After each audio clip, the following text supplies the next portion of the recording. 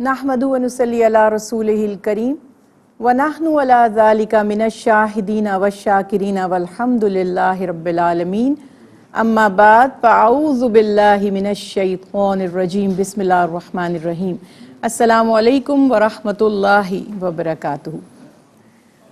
اللہ کے فضل، اللہ کے کرم سے آج پھر حاضر ہیں آپ کے اپنے پروگرام حی علی الصلاۃ، آؤ نماز کی طرف۔ کیا خوبصورت اعلان ہے، کیا خوبصورت دعوت ہے۔ کوشش یہی ہے ہر پروگرام میں ہم آپ سے نبی کریم صلی اللہ علیہ وآلہ وسلم کی وہ پیاری تعلیمات جو قرآن پاک میں اور جو نبی کریم صلی اللہ علیہ وسلم کی احادیث مبارکہ میں شیئر کرتے رہیں، اور اس سے ہم پر یہ حقیقت واضح ہوتی رہے کہ اللہ سبحانہ و تعالیٰ نے ہمیں یعنی بنی نوع انسان کو تخلیق فرما کر کیسی کیسی عظمتیں اور کیسی کیسی نعمتیں عطا فرمائی ہیں۔ اللہ سبحانہ و تعالیٰ کا فضل، اس کا کرم ہے کہ اس نے ہر دن ہمیں موقع دیا ہے اپنی دنیا اور اپنی آخرت کو بہتر بنانے کا۔ اور مختلف پروگرامز میں اکثر میں یہ بات کہتی رہوں گی اور کہتی رہی ہوں کہ جب اللہ سبحانہ و تعالیٰ نے انسان کو تخلیق فرمایا، زمین میں بھیجا، تو ایک بات تو یہاں یہ طے ہوئی کہ دنیا ایک عارضی ٹھکانہ تھا، یعنی یہ جائے امتحان ہے، یہاں پر ہم نے رہ کر ایک دائمی ابدی اخروی زندگی کی کوشش کرنی ہے، تیاری کرنی ہے کہ ہمیں وہاں کی نجات، وہاں کی بقا، وہاں کی کامیابی، وہاں کی فلاح حاصل ہو۔ ہر شخص، خصوصی طور پر میں بات کر رہی ہوں مسلمانوں کی، کہ ہر مسلمان اس حقیقت سے اچھی طرح واقف ہے کہ ہمیں ایک عارضی یا محدود وقت کے لیے زمین یعنی دنیا پر بھیجا گیا ہے۔ کیا کرنا ہے، کس طرح رہنا ہے، کیسے زندگی بسر کرنی ہے کہ ہماری آخرت سنور سکے۔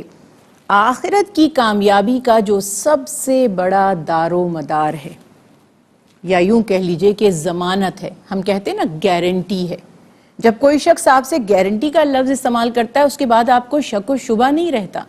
تو جب دنیا کے لوگ گارنٹی دیں اور ہم مطمئن ہو جائیں، جب اللہ سبحانہ تعالی جو خالق ہے، جو مالک ہے، جو رحمان ہے، جو رحیم ہے، جو سب سے زیادہ وعدہ وفا فرمانے والا، اپنے قول کو پورا فرمانے والا ہے، اگر وہ ضمانت دے، اگر گارنٹی اس طرف سے ہو، تو کیا ہمیں کوئی شک یا شبہ رہ جاتا ہے؟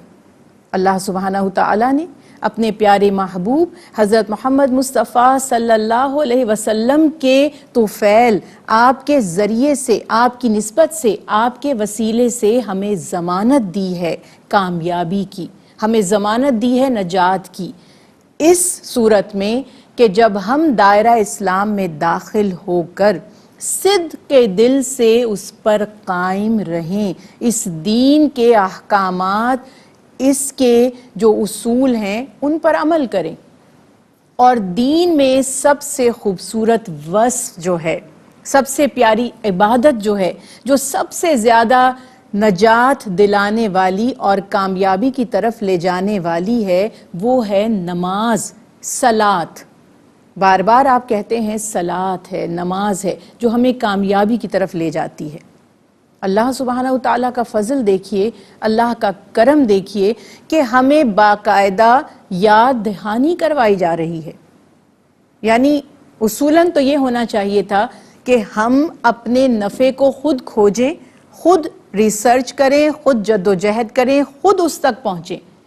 محاورہ کہتے ہیں نا کہ پیاسا کنویں کے پاس جاتا ہے، کنواں پیاسے کے پاس نہیں آتا۔ اگر میرا کسی چیز میں کوئی نفع ہے، کوئی فائدہ ہے، میری غرض ہے، تو ایفرٹ مجھے کرنی ہوگی۔ اس کے باوجود چونکہ اللہ رحمان ہیں، رحیم ہیں، اللہ سبحانہ تعالیٰ کے محبوب جو ہمارے نبی ہیں، جو ہمارے ہادی ہیں، جو ہمارے رسول، ہمارے راہبر ہیں، وہ بھی رحمت عالمین ہیں، لہٰذا ہمیں ہمارے حال پر نہیں چھوڑا گیا، ہمیں ہمارے نفس کے حوالے نہیں کیا گیا، ہمیں شیطان کے رحم و کرم پر نہیں ڈالا گیا، بلکہ بار بار ہمیں یاد دلایا جاتا ہے کہ تمہیں کامیاب ہونا ہے، تمہیں اپنی زندگی کو بہتر بنانا ہے، تمہیں اپنی حیات کے مقصد کو سمجھنا ہے، اور تمہاری زندگی اسی صورت میں بہتر بن سکتی ہے جب تم اس راستے پر چلو جو اللہ سبحانہ وتعالیٰ نے تمہارے لیے پسند کیا ہے، جسے ہم صراط مستقیم کہتے ہیں۔ اور اس میں سب سے بڑا جو سوال ہم سے کیا جائے گا، جو سب سے پہلے ہم سے پوچھا جائے گا، جس کا حساب سب سے پہلے لیا جائے گا، وہ نماز ہے۔ نماز کے لیے روزانہ مسلم کنٹریز میں، جہاں اسلامک اسٹیٹس ہیں، جہاں مسلمانوں کی آبادیاں ہیں، 5 وقت مساجد سے ہمیں بلایا جاتا ہے، ہمیں دعوت دی جاتی ہے۔ اصولی طور پر کہیں کوئی چیز تقسیم ہو رہی ہو، کہیں کوئی انعامات بٹ رہے ہوں، کہیں کوئی تحفے تحائف دیے جا رہے ہوں، تو بار بار اعلان کرنے کی ضرورت نہیں ہے۔ ہمیں خود چوکنا رہنا چاہیے، ہمیں خود جاننا چاہیے، ہمیں وہاں تک پہنچنا چاہیے۔ لیکن کیا ہی کمال رحمت ہے اللہ کی کہ 5 وقت ہمیں بلانے کا انتظام کیا۔ ہم دنیا میں کہیں مگن نہ ہوں، ہم دنیا کے کسی جھنجٹ میں، کسی الجھن میں پڑھ کر اللہ کی یاد سے غافل نہ ہو جائیں، اس لیے ہمیں پکارا جاتا ہے۔ اور یہ پکارنے والا کون ہے؟ اللہ سبحانہ و تعالی کی پکار ہے۔ یہ اذان ہے۔ اذان کیا ہے؟ قرآن پاک میں سورہ توبہ میں یہ لفظ استعمال فرمایا گیا ہے۔ اذان کے معنی ہیں آگاہ کرنا، یا آسان کر دوں تو ہوگا بلانا یا پکارنا، جیسے کہتے ہیں نا اعلان کرنا، آگاہ کر دینا۔ ایک اناؤنسمنٹ ہے۔ کس چیز کی اناؤنسمنٹ ہے؟ یہ اذان کیا ہے؟ اس کی ابتدا پر تھوڑی سی آج بات کرتے ہیں، انشاءاللہ پھر اگلے پروگرام میں اس کے فضائل پر بھی ضرور بات کریں گے، کیونکہ نماز سے وابستہ ہر چیز، ہر سٹیپ جو نماز کی تیاری کی سے لے کر اس کی ادائیگی تک اور اس کے بعد تک ہماری زندگی پر کیا اثرات مرتب کرتا ہے، ہم انشاءاللہ اس پر ضرور بات کریں گے۔ اذان کیا ہے؟ اعلان ہے، آگاہی ہے۔ اور نبی کریم صلی اللہ علیہ وسلم کے عہد میں جو اس کی باقاعدہ ابتدا ہوئی ہے، آج انشاءاللہ اس پر بھی بات کریں گے۔ جیسا کہ میں نے عرض کی کہ قرآن پاک میں اسے مشرکین اور جو اللہ سبحانہ و تعالیٰ کے نافرمان ہیں ان سے برات کے اعلان کے طور پر بھی سورہ توبہ میں استعمال فرمایا گیا۔ وَأَذَانُ مِنَ اللَّهِ وَرَسُولِهِ کا ایک لفظ سورہ توبہ میں ذکر کیا گیا۔ تو جیسے میں نے عرض کی کہ لفظی اعتبار سے ہم دیکھتے ہیں پکارنا یا بلانا۔ اب ہوا کیا کہ نماز تو ہر شریعت میں تھی ہی اور پڑھی جاتی ہی رہی، لیکن باقاعدہ اذان کی ابتدا کب ہوئی اس کے بارے میں جو ہمارے دین میں ہماری تحقیقات سے ہمیں پتہ چلتا ہے، مفسرین کرام نے جو رسول اللہ صلی اللہ علیہ وسلم کی احادیث مبارکہ جمع فرمائی ہیں، اصحاب رسول اللہ صلی اللہ علیہ وسلم کے اقوال جمع کیے ہیں، اس کا خلاصہ کچھ اس طرح سے ہے کہ جب آپ صلی اللہ علیہ وسلم ہجرت فرما کر مدینہ منورہ تشریف لے گئے، ظاہر ہے کہ وہاں مسلمانوں کو ایک سکون کا، اطمینان کا موقع ملا کہ وہ سکون سے، اطمینان سے اپنی عبادات کو باقاعدہ طور پر ادا کر سکیں۔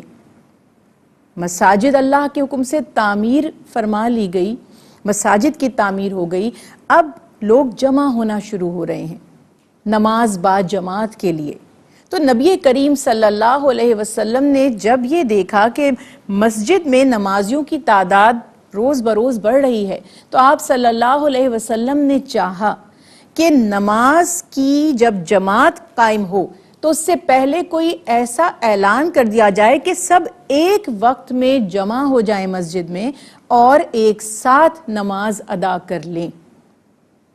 اس سلسلے میں آپ صلی اللہ علیہ وسلم نے اپنے اصحاب سے، اپنے صحابہ سے مشاورت فرمائی۔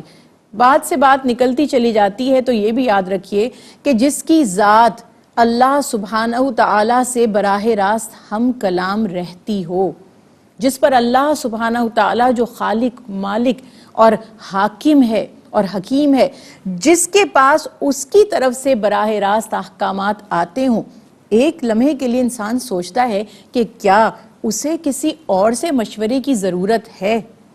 تو میں یہ بھی بتاتی چلوں کہ قرآن پاک میں ہی اللہ سبحانہ تعالیٰ نے اپنے حبیب سے فرمایا کہ آپ اپنے ان اصحاب سے کاموں میں مشاورت لے لیا کیجئے، یعنی جو دنیاوی امور ہیں، ڈسپلنری جو معاملات ہیں جس میں نظم و ضبط کو قائم رکھنے کی بات ہے، ان کی دلجوئی بھی ہوگی، مشورے کی عادت بھی ہوگی، کیونکہ وہ سنت رسول اللہ صلی اللہ علیہ وسلم بن جائے گی، اور ایک ٹیم ورک کا جو انوائرمنٹ بنتا ہے کہ میں ہی سب فیصلے خود نہ کروں، بلکہ جب میرے پاس اور بھی لوگ ہیں ان کی عزت افزائی بھی ہے کہ ان سے بھی مشاورت کی جائے۔